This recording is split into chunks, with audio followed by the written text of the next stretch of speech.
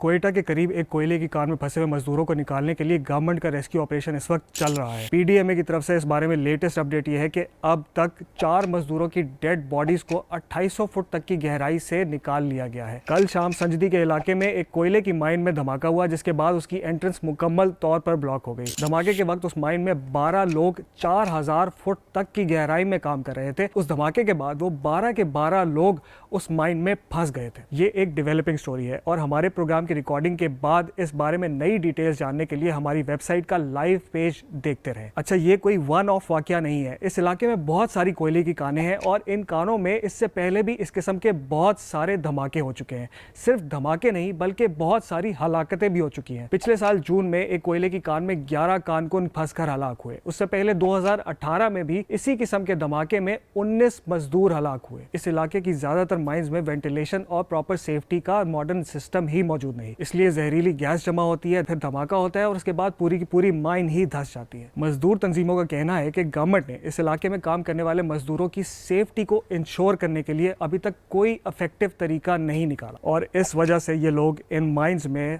हर रोज अपनी जान खतरे में डालकर काम करने पर मजबूर हैं।